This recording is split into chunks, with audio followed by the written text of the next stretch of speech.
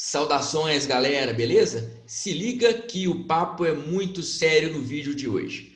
Crianças com autismo e os desafios das relações de convivência dentro dos condomínios residenciais, principalmente nesse período de isolamento social que ainda vivemos. Galera, tem muitas famílias, acreditem se quiser, recebendo inclusive denúncias, às vezes até notificações judiciais e extrajudiciais a respeito de perturbação do sossego, violação do direito de vizinhança por conta de barulhos feitos por crianças com deficiência dentro de casa. Muitas das vezes essas denúncias partem de pessoas que não têm a mínima noção de realidade, né, daquilo que os pais e mães de crianças com deficiência vivem dentro de casa. Gente, criança por si só dá o seu trabalho natural, né? Principalmente nesse período de isolamento social. Elas estão trancadas dentro de casa, não estão indo para a escola, né? E aquela confusão do direito de brincar acontece dentro da própria residência. Mas em relação às crianças com deficiência, e aí precisamente eu quero falar sobre o autismo, tem situações de crises comportamentais, você tem várias comorbidades às vezes ali associadas ao espectro, então vai depender de cada situação para aquela família saber como lidar. E aí é necessário contar com a compreensão, muitas das vezes, dos condôminos, daquele que mora no apartamento de baixo, aquele que mora no apartamento ao lado, mas infelizmente isso não tem acontecido. E nós temos visto, temos recebido, inclusive aqui no escritório, muitos casos de confusões aí dentro de condomínios, onde não há o respeito e o mínimo de tolerância que se espera em relação aí às crianças com autismo e às crianças com deficiência de um modo geral. Tá? Então aí a gente tem que tecer alguns comentários para poder informar e educar a sociedade, que é isso o que a gente faz aqui nesse canal. Galera, vejam bem, o direito de brincar ele já é consagrado, né? Lá desde a nossa Declaração Universal dos Direitos da Criança, tá bom? Então já existe, é um direito, tá? O direito de brincar. E muitas das vezes esses barulhos e os ruídos acontecem pelo barulho natural da infância, né? O brincar dentro de casa, para quem está privado, por exemplo, de sair fora, né? Ali do ambiente interno, da unidade, né? Do apartamento.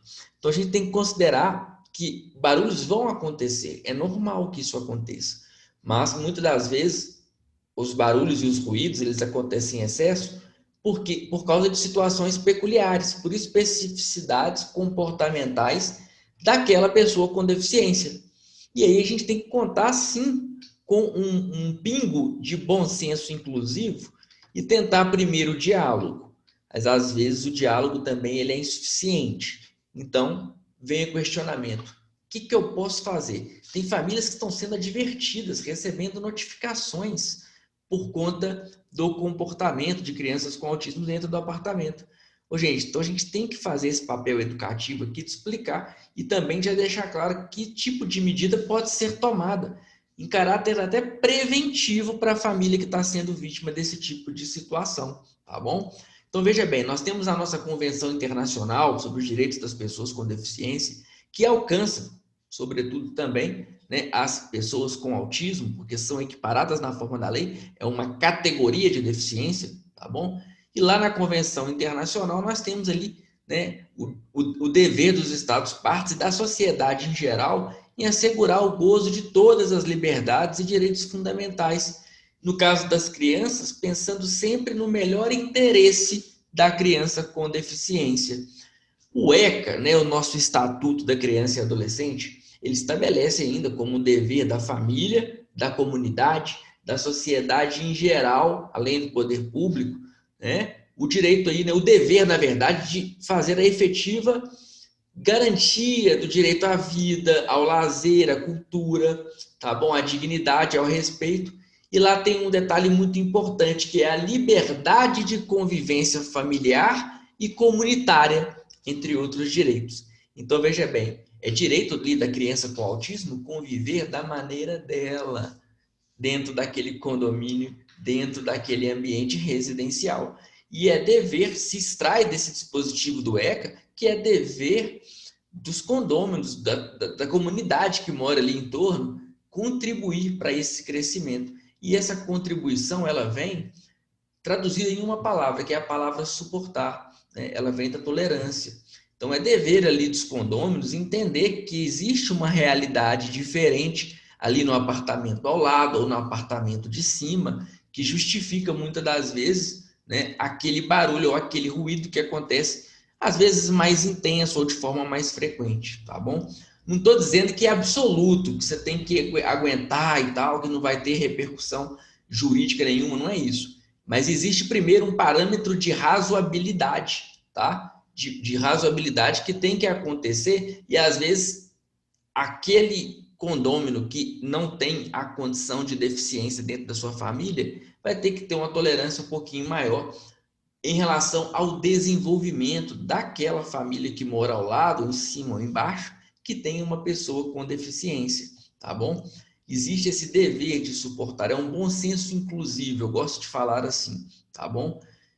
Não quer dizer também que é absoluto, cabe à família tomar as providências necessárias, né? Dar o tratamento adequado, o medicamento correto, né? Colocar para dormir no horário certo, tem hora para acordar e hora para dormir, criar uma rotina de disciplina para a criança com deficiência, por mais difícil que seja, principalmente nas barreiras comportamentais aí do autismo, que às vezes transcendem, ultrapassam, né, a vontade do pai e da mãe. Tá bom? Mas muitas das vezes existe uma falta de informação por parte da própria vizinhança.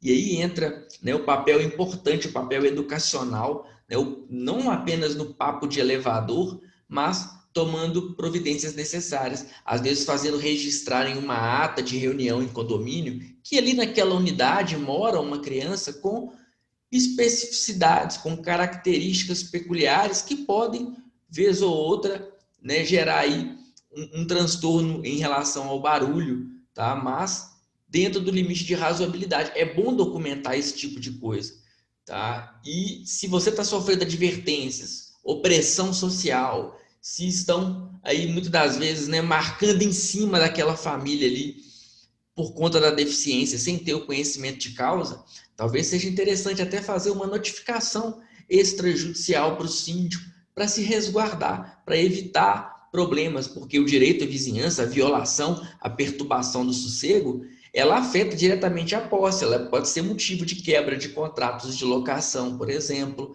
A gente tem que se atentar e essas famílias têm que se proteger. Então é importante a gente entender que estamos diante, muitas das vezes, do próprio direito de brincar dentro do apartamento. Temos que entender que as crianças, no caso com deficiência principalmente, elas têm especificidades que têm que ser compreendidas pela sociedade. E essa compreensão ela só nasce de um trabalho educativo.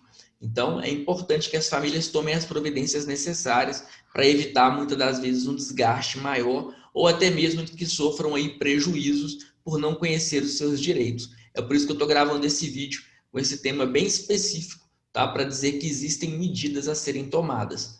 Os caminhos das notificações, né, são aí os principais para se fazer uma blindagem jurídica da situação que muitas das vezes essas famílias sofrem, tá bom? Então, existem maneiras de se notificar judicialmente, extrajudicialmente, tem maneiras de deixar resguardado os direitos dessa família que já passa ali por situações de difícil controle, né, em relação ao comportamento de seus filhos, tá bom? É importante que essas notificações não sejam feitas da sua própria cabeça. Procure orientação profissional especializada. Procure um advogado especialista da sua confiança, que saiba trabalhar com as questões inerentes à deficiência, para que o faça, né, para que minutar esse documento de forma educativa, mas com lastro legal, com base no que está na lei, naquilo que a gente tem de melhor em termos de direitos e garantias, tá bom, pessoal? Esse é o recado de hoje. Infelizmente acontece a falta de compreensão, às vezes isso ultrapassa aí, né, o limite do bom senso inclusivo. Isso pode gerar até danos morais, dependendo da situação. Isso pode repercutir na esfera da dignidade, não só da criança com deficiência, mas da família né, que ele reside, tá bom? Então fica essa dica para vocês. Seguimos firmes aqui no canal, compartilha esse vídeo, deixa o seu like, comenta, manda sugestão para mim. É um prazer ter vocês aqui sempre acompanhando o nosso trabalho, beleza? Seguimos firmes, sempre em defesa dos direitos das pessoas com deficiência.